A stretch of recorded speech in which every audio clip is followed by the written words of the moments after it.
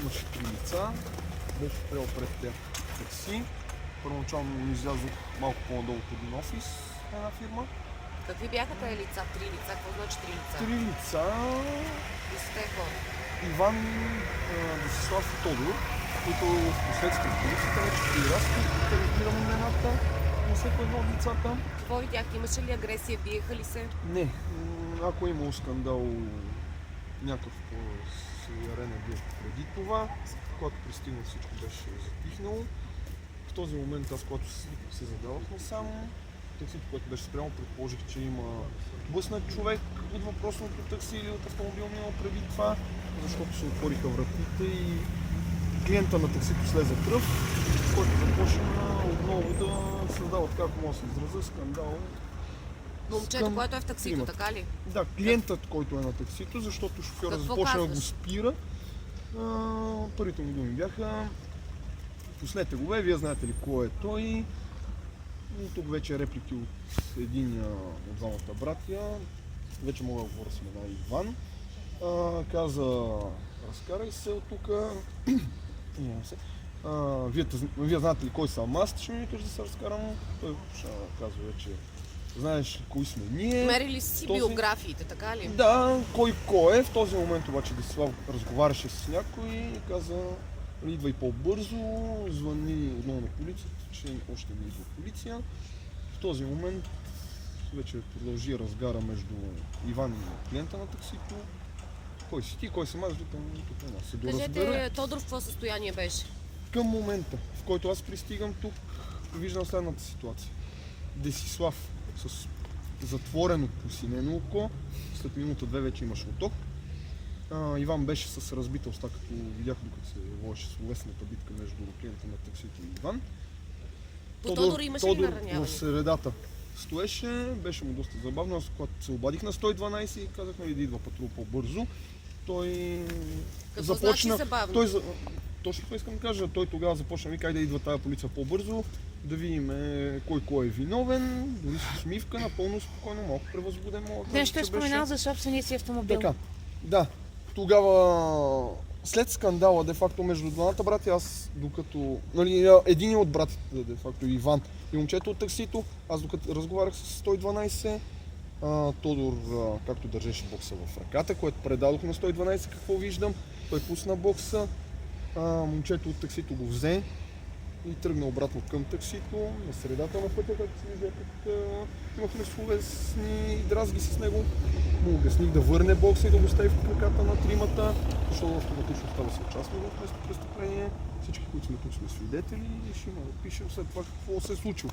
В този момент се беше появила вече майката на Тодор. Те докато крещяха, първоначално не разбрах как започна новата дразга между тях. Майката на Тодор каза ли му нещо? Докато в началото на разговора не го слушах, защото аз се занимавах с момчето, което се върна обратно в таксито, да. Когато вече приключих разговора с новото лице, създава скандал, чувам майката как му крещеше: стига, не писна ли ти, само скандали. Той вика: виж какво ми направиха колата, виж ми огледалото, като дойде полиция ще видим кой е. В този момент ти за едно огледало ли си?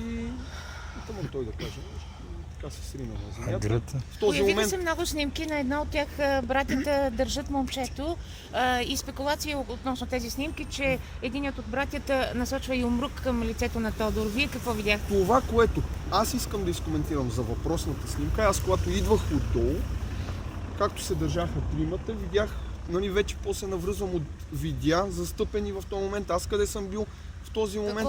Имаше едно сбутване, де-факто Тодор бута, Иван и се опитва да се дръпне от Десислав.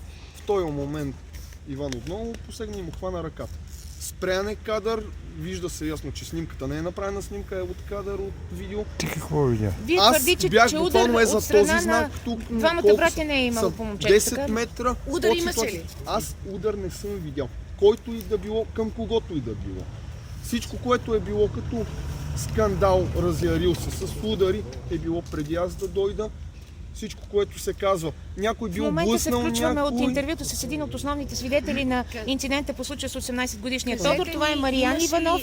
имаше ли Той гълтане ни на разказва езика? какво е видял. Според него не е имало бой и той присъства Имаше на ли втората гълтане част на от езика? разправията. Имаше ли гълтане на езика? Когато момчето вече падна, някой се затича с едно шише с вода. В този момент майката му каза никой да не го пипа. Той си има здравословни проблеми. Аз първоначално предположих, че е епилептик. Такъв човек не се пипа. Те сами възстановяват жизнени функции. След секунди, като някой тръгна да го мокри с вода, само превиках не го мокри, да не попадне вода в устата и да се задави. В този момент майката започна да крещи, той умира, има ли някой къде може да му помогне. Аз вече взех решението, че оставам лицето, което взе бокса и ще оказвам Вярно ли, че някаква Десислав се помощ. опита Да, един от братята Десислав В твърди, момента- че се е опитал в да му момента, извади който езика. Момчето се слече по портата, като се опита буквално дори да се изправи на 2, на 3 пъти. Тогава аз, нали, приятелката му, майката, вече в този момент не знам кой на къде дърпаше. Аз го поставих да легне, първо му върнах главата надолу, ако има попаднала вода. Дали да не се задави, имаше ли? нямаше. Когато го поставихме да легне, той нямаше пулс. Аз не улавях пулс, защото се манипулира и с тези неща. Не се улавяше пулс, както на врата, така Надишаш. и на Така ли? ръцете, както и на гърдите, когато после го гледах за някакви травми преди да правя сърдечен масаж. Той нямаше нито зачервявания, нито някакви белези по тялото, но не се улавяше дори и сърдечна дейност. Линейката кога Твърдите, дойде? че сте Линейката първо сте кога повикали дойде? на 112 полицията. Защо не Линейката повикахте кога и дойде? линейка? Когато аз обадих на 112, нямаше никой нужда от спешна медицинска помощ. Едно посинено око и една разбита останица за спешна медицинска помощ, а момчето в средата не показваше Наранявания по него имаше ли? никакви наранявания, нямаше по лицето, по носа и в устата. Защото когато реанимирам, аз първо гледам да няма външни предмети в устата, с които го задават да му затруднат дишане, както и да няма от някъде кръвотечение. Една капка кръв е достатъчно му влезне в дихателните пътища, да се задави и да станат новите. Колко Приятелка. време му Удари помагахте имаше ли и по какво тялото? се случи? По тялото аз не видях да има дори зачервяване, така му подутини или синини. Към момента, в който аз буквално му дигнах дрехите над гърдите, корема му беше мек, нямаше остър хирургичен корем, което е симптом за вътрешен кръвоизлив, мек отпуснат корем, гърдите бяха бяли чисти, той буквално за една минута побеля. Беше Откъде такива познания имате вие? А, Знаем, че ста- сте завършил курс за планински спасител. Не, курс старши планински спасител съм от 12-13 години, планински спасител съм от 15 години. Работил съм на база Боровец 6 години, 6 сезона. Има и още Имам над нещо. 6-700 случаи, в които съм казал първа помощ. Кажете сега за линейката, наистина ли се забави? Линейката, предполагам, че от момента, в който Тодор падна на земята и до пристигането на линейката не са минали повече от 5-6 до 8 минути. Сравнявам го спрямо 8-10 пъти, като съм правил сърдечен масаж. Един от братята бяга. И Но вие това не сте го видяли. Не мога да знам бягал ли е някой, защото аз от тук тръгнах с полицай към районото да ми бъдат снети показания. Докато Десислав Вие бяхте оказвал тук, ли му е Десислав първа беше. помощ, така каза по време на мярката домашен попитахте ме и арест. преди малко, когато поставих лицето да легне, Десислав му отвори устата и вика, той си гълта езика. Аз му казах, ако искаш да му помогнеш, ето ти го, ако не ме остави да си свърша работата. Както и на средата на реанимирането до пристигането на линейката, пристигна и баща му и веднага беше с думите, аз разбрах, че това е бащата. Каза, как е детето ми, аз викам, диша, ако искаш, ето ти го. Ако не ме остави да си върша работата, в този момент полицай му каза, остави го, той знае какво прави. И човека се помести, не се меша повече, както съм изгонил Десислав, така съм изгонил и А бащата. как реагира приятелката му, град? Приятелката му е единственият човек, който аз помолих, ако ще ми се съдейства нещо, тя да ми оказва съдействие, защото разбрах, че нали, това момиче е моя приятелка. Единствено съдействие тогава, единствено само от нея. Какво Вземах- съдействие? Дори не знаех, че Какво се действа? държеше ми краката вдигнати, за може На момчето. Да, за може кръвта да се концентрира към мозъка. Имате ли някакви притеснения този относно момент. това, че вие самият по някакъв начин сте допринесъл така да се случи до фаталния инцидент? Появиха се версии за това, че самата първа помощ не е била Значи адекватна, аз съм не го трябва това предал да прави. с дишане с събрана зеница на лекара. Лекар го е поддържал в същото клинично състояние до пристигане в болница. Там го е приел друг лекар.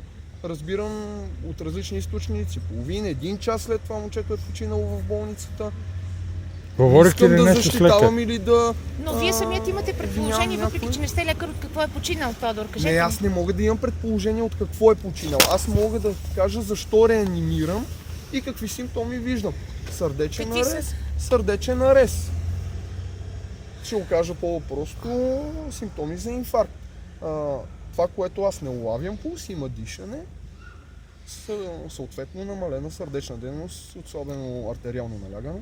Тоест от момента, в който вие пристигате на тази фатална улица, вие не виждате никаква агресия, проявена от двамата братя Дамянови. Нито от двамата братя Дамянови, нито от... Дори сега и разбирам и фамилията към този момент, че за първи път казвам Дамянови, нито и от страна на Тодор в момента, в който пристигне. Категоричен ли сте, че не ги познавате? Категоричен съм, че не познавам нито една от страните, нито един от участниците, дори и на Тодор майка му. Разбирам вечерта от медиите, че тази жена е майка на Тодор. Оплаквате Обвиняват се от обществеността. заплахи. Аз ли? Да. Не, във Фейсбук всеки ме напада, всеки... Не във Фейсбук има. Да, аз казвам откъде получил съм заплахи, дали съм бил видял това, което съм казал. Сигурен ли си, че е имал Бог, все такива заплахи съм имал. А сигурен ли сте, Ме че е имало притесняват. Бог? Потърсили ви до този Моля? момент? Някой от близките на Тодор потърсили ви до този момент? Още държа да го заявя. Още пред полицията, когато излязох, ме спря една жена и си представи, че това е майката на двамата братия. Аз си казах, чудесно, буквално цитирам чудесно, искам да ви заявя, както на вас, така ще заявя на другата страна, че аз няма да изляза като свидетел. Призвано от която и да било от двете страни. По тя е поискала такова нещо? Не, преди да ми поиска, аз си го заявих. Предполагам защо ме спираше, както и другото семейство след това. Заявил съм и на двете семейства, след това по-късно няколко дни ме потърси на Тодор брат му и на него съм му казал същото нещо. Аз няма да изляза като свидетел от която и да било страни, ще отида на делото като свидетел, ако бъда призван, прокурор или съдия. Защо поискахте сега това живо включване, на което да присъстват поне две национални медии, освен на Имаше много спекулации, не зная аз с кого разговарям по телефона, когато ми се обади, всякакви облаги фърчеха, заради това исках да се избегне манипулация, че ми се предлагат каквито и да било възнаграждения. Твърди се, че сте взел пари, за да Не, твърдите... че твърди се, че тези са ни неща. предлагани други облаги, не пари, защото думата Ви беше облаги. автомобил. Кой ви предложи автомобил? Представиха се от национална медия. От коя? От коя Да, медия? няма значение от коя медия, заради това поисках минимум BTV и Нова телевизия да излъчват, да не се спекулира, взе от тея, не взе от нас. Със сигурност не от BTV. Не, и от Нова телевизия. Представя се човек на среща по телефона, това ви казвам, заради това исках да избегна тази ситуация. Някой предлага, друг взема, трети дава, Вие искате само четвърти... истината Срещу да какво? излезе. Заради това условието ми беше минимум 2. Срещу какво ви предлагаха автомобил? Срещу това да излезе живо предаване в студио от посочената телевизия. Вашите плюс заключителни посочено предаване. думи. Какво си мислите за целият този случай? Вие сте граждани на Враца. Освен, че сте помогнали, сте се опитали да помогнете на момчето да остане живо, да оцелее. Всеки един нормален човек би трябвало да вземе някакво отношение в един скандал. Най-малко да разтървеш едни хора, най-малко да помогнеш в една такава ситуация. Всеки един шофьор, държа да го заявя, ходи на курс по първа помощ. Не случайно се прави този курс по първа помощ, защото при едно ПТП там на един път човека до теб, ако има нужда от първа помощ, ти трябва да знаеш най-малко в какво състояние да го оставиш да лежи. Без дори да му Агресията ежедневие казваш ли е тук? първа помощ. Агресията ежедневие ли е във Враца? Не мога да кажа дали агресията е ежедневие във Враца, както се забелязва във Враца се случва може би по-често, отколкото в другите градове. Родителите на Тодор. С нощния случай дори отново някакво доказателство за прострелян. Уважаеми във Враца. Кажи за майката на Тодор. Не мога да коментирам. Отказаха. Срещнал съм се и с двете страни по поглед.